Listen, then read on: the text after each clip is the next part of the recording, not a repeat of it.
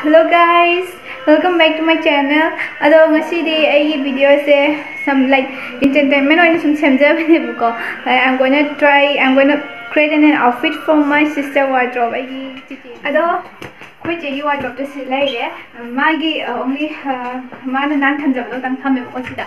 Ado ai na silai mani thamme nama ne. Ado ai magi sida kai magi se mudi chule ki sister je sport person ne ko magi dress ayam na sports ki tak le to buko. Yang girly tak som jauh de bala ko.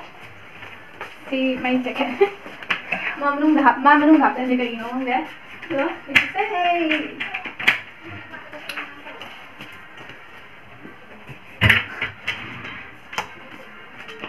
Yang nanti apa ni? Ai kaya malam yung. Mana tahu eh? Mana tahu eh? Yang nanti ni mana? Ini yang mau, yang saya, yang mana lagi? And sila ini hangoga, tiko. Sisi ni buka, mai. Ada, mai batam tadi kem thamde, mai kara, mai baker le, ada mai ni, mai heo sana sana mai thamara mai sports ki sana. Dan sisi na mai jacket mal tane sana ganda. Ada sina mai kaya no, nasi kaya le. Ada and down sida mai Sino jacket ne, jacket na de, kang de, mai sweater kara. Ayam bela ini kena tok senda benda made. Semana kan nanti tham hai, dia betul betul boleh caya. And sino lagi, mai kanga adegi, mai joggers ko, band adegi sih sina, mai koi baca pada kaga, ditlingai ni buka. Sina mai tupi nam le, mai tupi yang ngau se, mai thammi tupi tham nan ra. Adegi sina mai t-shirts, sino sports ki t-shirt ne. Adegi sina mai Sisi mai semua jatuh pada lipi apa sports kina tambah types dah, jadi t-shirt nata ne. Ayo sisi na mai jeans ka. Aina video nam ganin malu sih benda je kau semua nam nan beri mati. Ayo di jas mai na lu ada. And mai hoi sisi kau cepet dah apa lipi ngata ne. Ada mai hoi mai kah kan tahu mai books macam ne kita yang mai kang dah. Ada mai hoi semua le ada lagi kunguk na semua kaya thambe. Mai kunguk ka keno. Toloi le dah lagi dah. Slip mama nung kasi box ko malaki na box में हमने ये ऐसे mic Khunga तो mic sports की होगी को और mic Khunga तो पुसो लगे अजो सी शो माइक खरा नहीं बको तो माइक टुपी कलेक्शन तो जो खरा याले टुपी जो खरा लगे सिदा अजुगा से आइना सांगी ने से अजुगा माइक कहीं नो याम चाबे ना मम्मा थी याम हाई ने उमा याम चाबे अजुगा और माइक सी खरा है देखिए माइक स्किपिंग खरा खाने नहीं आये देखिए माइक सी ना mic खुंगो Sports shoes nata ne. Ay si Maggie kano nagi wardrobe tour sa pagi tato wala na. Ayun Maggie shoes nata ne sila kay ko sa bedi sana may ayam ay anyam and hot sila ya digi hot ato pili wala roge. Sika tani mai puji kay ina maung digi try to ko bese ko. Kay man khong ala re. Sendi do. Ado hot ado ay sila digi kay use to no habito lagi. Hang ne kay use to. Maggie lupi man dress to ko ala sila.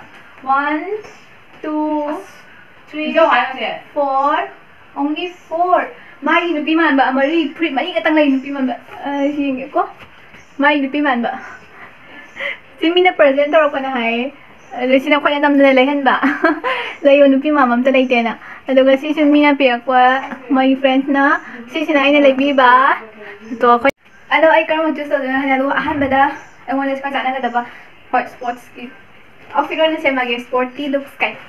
Ano? Sporty happy hindi lo shoot. Happy lo shoot ka ba?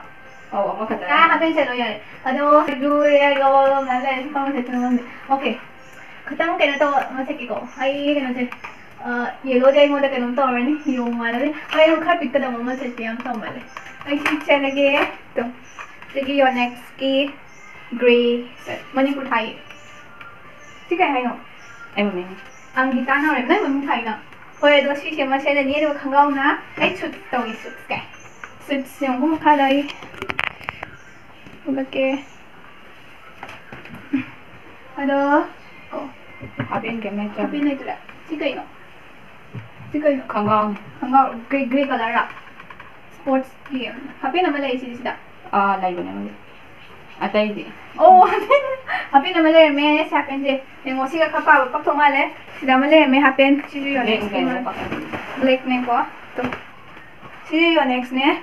시시가 세라니 누가 투피 투피 큰게고 네 투피제 스포츠 니나 거 시 요넥스 좀 셀리 오빠게 시 요넥스 기 투피 셀레 아드가 콩옥나 난 공경은 싸가라 마이 콩옥 나보여서 아마 되는 하오라네. 나 우드레 콩도 이렇게 당 이거까지 하고. 아주 콩옥새 스포츠기 쭈비는 스포츠기 콩옥했죠. 시대이지. 콩옥가 선도에는 짜자긴 마이 스포츠기 아마 아한바 아마도 나보여 나 이래. 마이 스포츠 시리 동나도 보이려네. 파리파리는 시도. 잉게 좀 영어도 박사를 아도 신나다 봐 난게 너네 좀 하나 너 나게 짜오야 짜오야 마이 시수 시기 나무니가. hồi tao thì nói sport thì tao không nhìn nghe đứa hơi sụp like nhầm nó ba tặng này à rồi cái gì cái xe là cái là cái chỉ hắn đó office này đấy không cũng ngủ cả cũng thì ba quay bên này lúc tin thì liền đúng không ạ vô next xuân là tới tôi ấy không có quay với làm mà đấy để gì bây giờ sẽ lại có này tôi bị đấy à rồi mai cái thằng là cái về cái đồ tên tôi 마이 사나 나머지 되게도 너희는 탐험에 해보고 그래서 어디기 싫어 마이 시마지 시까지 거기 가 시 반다고도 아주 반다고 레야매 아주 이네 호에도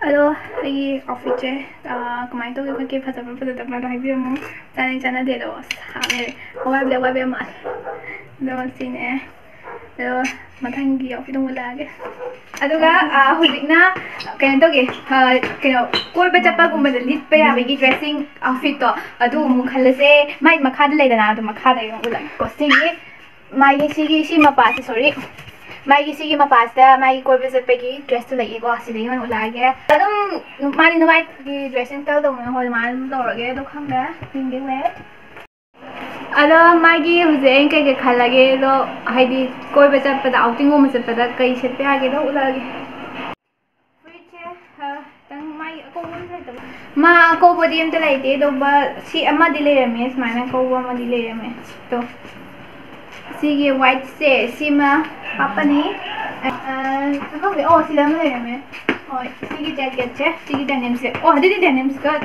अनि मा suit तो होगा सब ना नहीं colour अदो सी denim से set के दुगा माई सी के खंगाओ से तो पमा ए माई दिन खंगाओ ले रमे मा ख्वांग जाओ ने ओ तुम ख्वांग जाओ या ra được không này? Ôi ai xin try rồi kìa. Ha, nó trả vào mất số này ô tô xí cơ. Xí mà nó try thôi chứ. Xí sao? Cháu mà rồi xí quan try rồi kìa. Cái không có. Đó xí này full sẽ. Không sẽ trang để mà ta sinh. Không sẽ làm cháu ấy.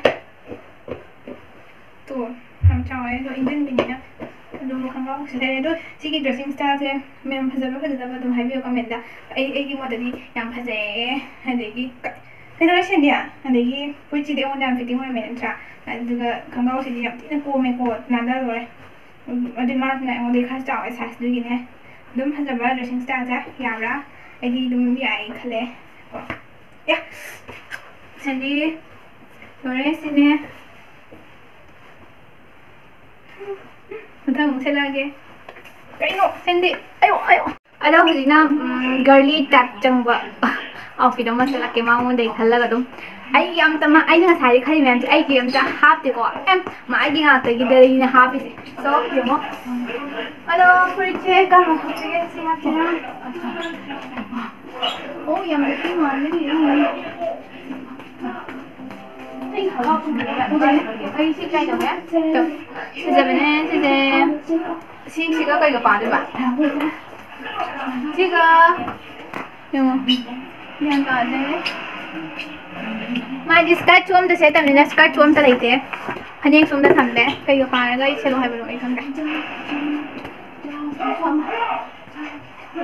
cái hồi ấy cái tôi mai sẽ skirt chu lấy thế không có cô su lấy thế and tight jeans 좀 뜯어야 돼. 겜 레이디 거지 미 마두나 파니 시가 봐야 와이 파니 한번 좀 합절하게 뭐.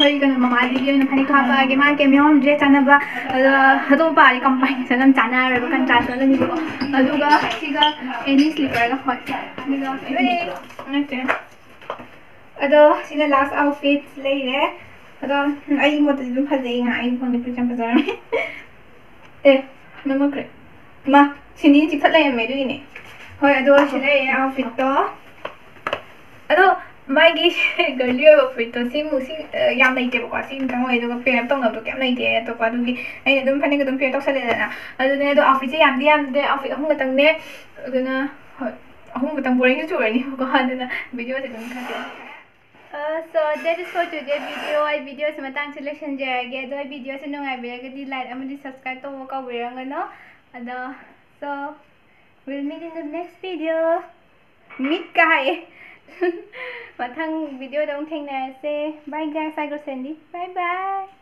bye bye